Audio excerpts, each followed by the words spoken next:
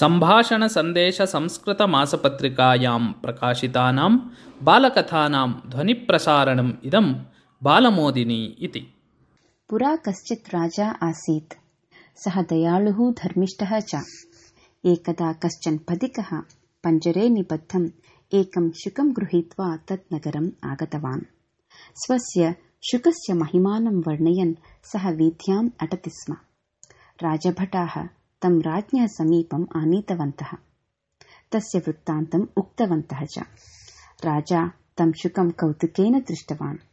पथिकं पृष्टवान् च, भो पथिक, भवतः शुकः भाषणे समर्थः वा इति।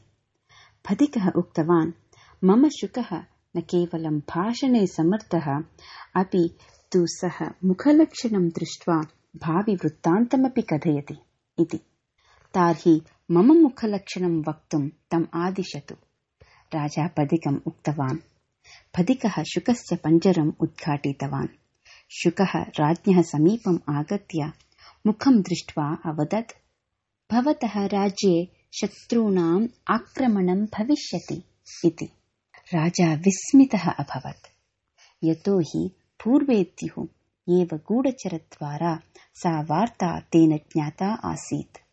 एतेन महाराजः नितरां सन्तुष्टः अभवत्। सः पुनरपि शुकं पृष्टवान्, मित्र, भवान् पञ्जरे स्थित्वा अस्वतन्त्रतया एव जीवनं करोति। भवतः बान्धवाः सुहृदः वा न सन्ति? भवतः स्वामी तु पञ्जरस्य बन्धनं सर्वदा न करोति। तथापि भवान् बहिः किमर्थं न पलायते इति। शुकः अकथयत्, राजन्, अहं कृतज्ञः न। मम स्वामी माम् अतीव प्रीणाति। माम् आश्रित्य एव सः जीवति।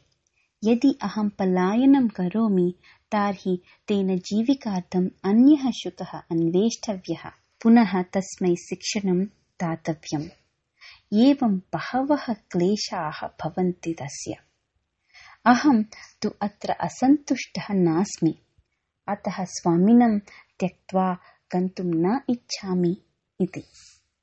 शुकस्य वचनं श्रुत्वा राजा सन्तुष्टः अभवत्।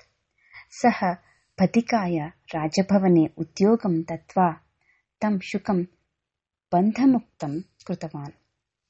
शुकः आकाशे उड्डयनम् अकरोत्।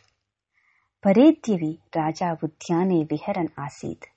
तदा सः एव शुकः तत्र आगत्य अवदत्, हे राजन्, अहं भवन्तं मम स्वामिनं च त्यक्तुं न इच्छामि। प्रतिदिनम् अत्र आगत्य वार्तालापं कृत्वा गच्छामि इति।